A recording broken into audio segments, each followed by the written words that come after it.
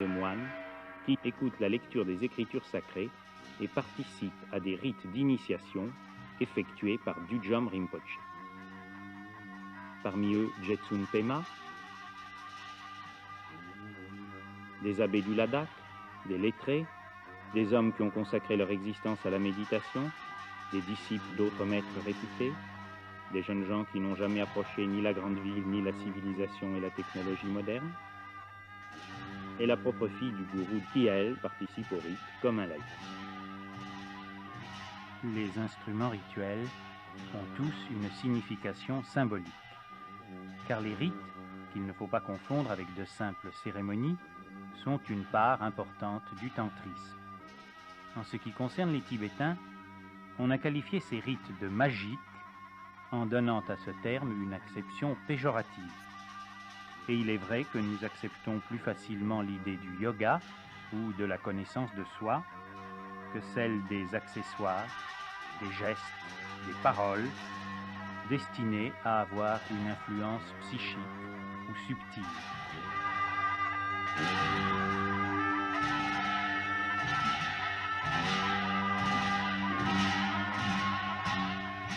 Le maître, le gourou, en place, revêtu du vêtement blanc et rouge des yogis et des ascètes tantriques non soumis aux règles ordinaires de la discipline monastique.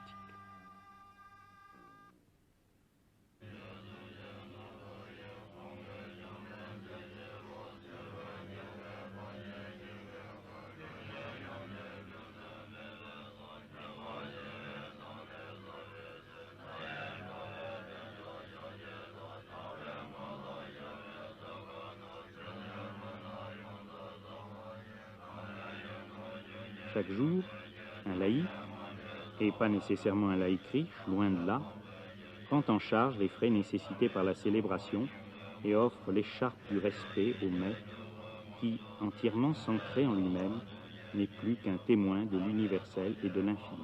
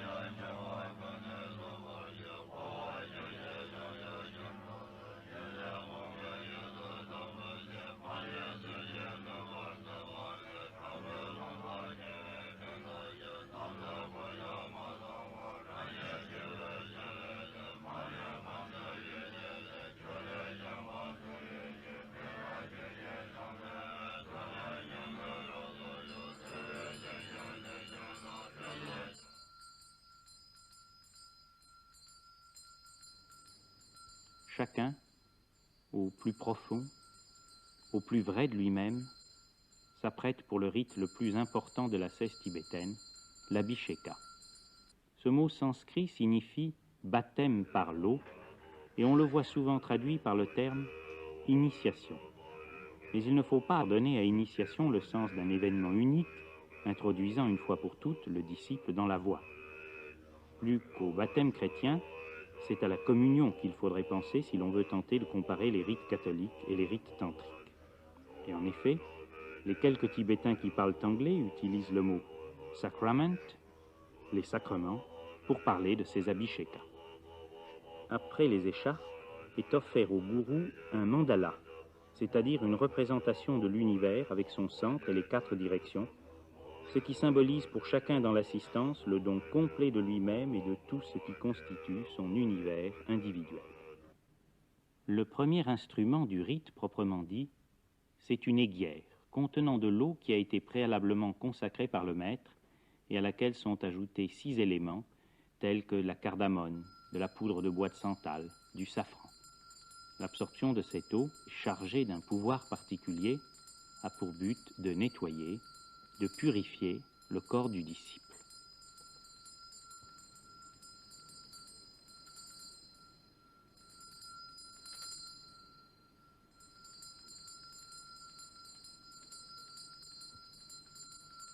Ce petit édifice surmonté d'une image, d'une effigie, est une torma représentant le Bouddha de longévité, Amitayus. Car il s'agit d'une abhisheka destinée à assurer une longue vie aux participants et en un sens plus profond, la vie éternelle au-delà de la naissance et de la mort. Quant au mot torma lui-même, il est formé à partir d'une racine tibétaine qui signifie exploser. C'est donc une arme destructrice des obstacles au progrès spirituel. Contenu dans une coupe d'argent, un chapelet fait de grains de corail rouge, car Amitayus est toujours représenté sous la couleur rouge. Ce rosaire est le symbole de la voix d'Amitayus. La bénédiction est donc donnée à l'organe de la parole, afin que celui-ci ne prononce que des mots de sagesse et de vérité.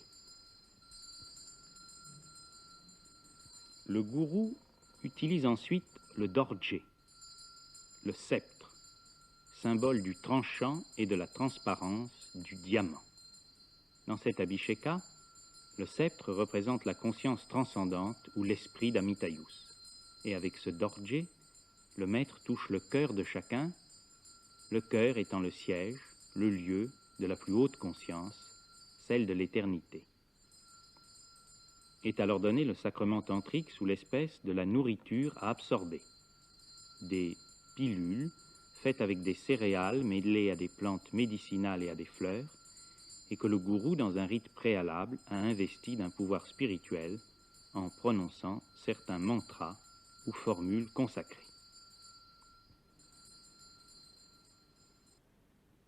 Puis, le sacrement sous l'espèce du vin mêlé de miel et de 5 différents éléments. C'est le symbole de l'immortalité. Cet élixir est contenu dans une coupe qui n'est autre qu'un crâne humain. Et ce crâne a une signification fondamentale dans un rite tantrique, celle de briser la prison de la répulsion et de l'attraction. Enfin, ce que les Tibétains appellent la flèche de la vie. La flèche est droite, rigide, sans défaut, et elle évoque l'idée de la vitesse, de la rapidité. Elle est ornée de 5 bannières de 5 différentes couleurs, correspondant aux 5 manifestations d'Amitayus dans les 5 directions, ainsi qu'aux 5 éléments eau, terre, air, feu, et la quinte essence, la 5e essence. Touchant 2 fois en sens contraire le sommet de la tête des participants, le gourou y appose un sceau, une fermeture. Car pour les yogis, c'est par le sommet du crâne, à l'emplacement de la fontanelle, que la conscience peut quitter le corps physique.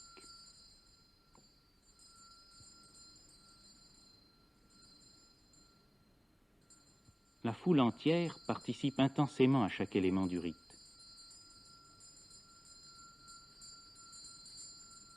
Et le maître, avant que sa fonction ne s'achève et qu'il puisse déposer la mitre qui le coiffe, donne encore une bénédiction en jetant des grains de riz.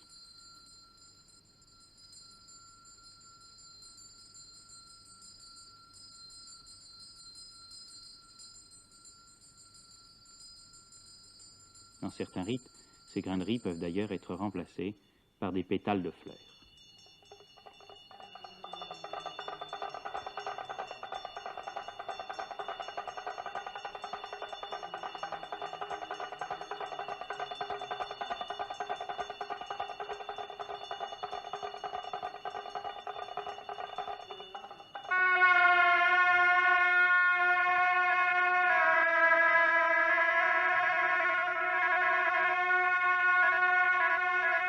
Les sacrements sont alors solennellement emmenés en procession et distribués à chacun des participants par des moines qui passent entre les rangs.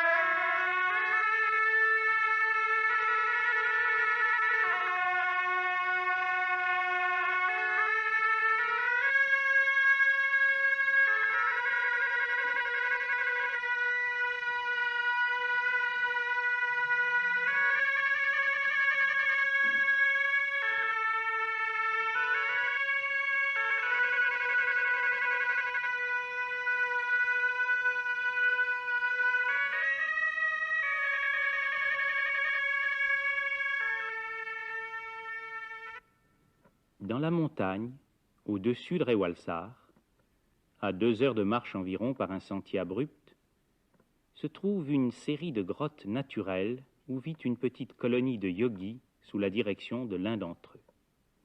Padmasambhava lui-même a séjourné dans une de ces grottes. C'est là qu'il instruisit sa disciple, la fille du roi courroucé qui le fit mettre à mort. Et depuis 12 siècles, des ermites se sont succédés dans ces retraites où la méditation n'a jamais été interrompue. La méditation qui se pratique selon des règles précises, je dirais même scientifiques, transmises de maître à disciple à travers les générations.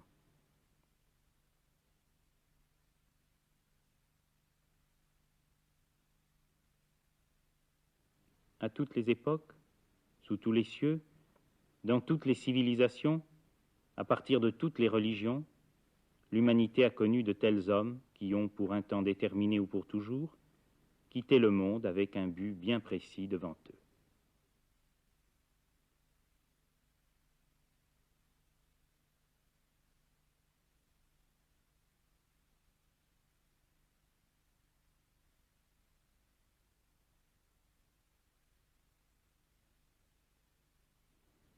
La méditation, c'est le chemin de la connaissance de soi, c'est la conquête de la peur, c'est l'expérience personnelle de la réalité, de l'absolu, de ce qui ne change pas.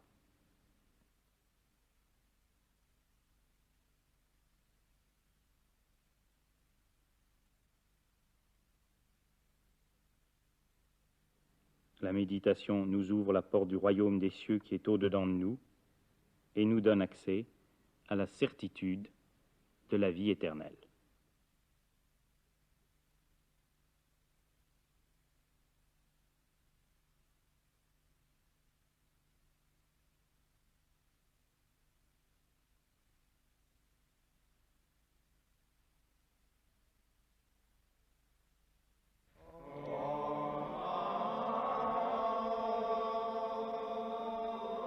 Et le soir, quand le soleil va disparaître derrière la montagne, ces hors-la-loi volontaires, ces exilés de l'esprit, se réunissent pour contempler le lac de Rewalsar, tout petit là-bas au fond de la vallée, et pour chanter en chœur les formules sacrées au mantra.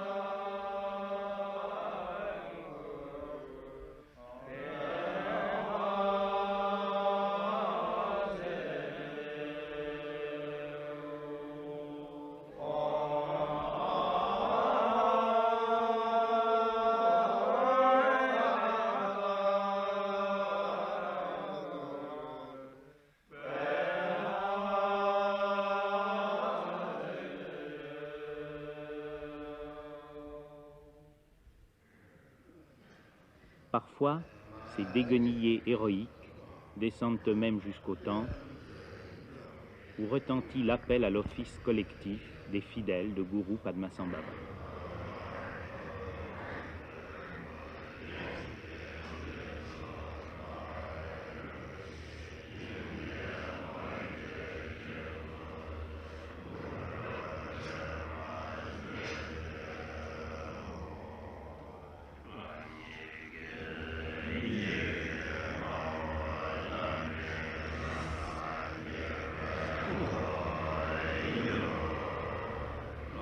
Autour de Jujwam Rinpoché, dans la demi-obscurité, sont réunis face à face les deux sortes de religieux qui se partagent l'ordre des Nyingmapa.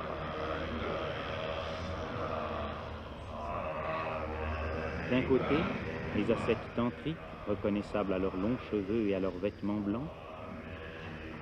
De l'autre côté, les moines orthodoxes, régulièrement ordonnés, soumis à toutes les règles des Vinaya Sutras, la discipline monastique pratiquée dans tout le bouddhisme.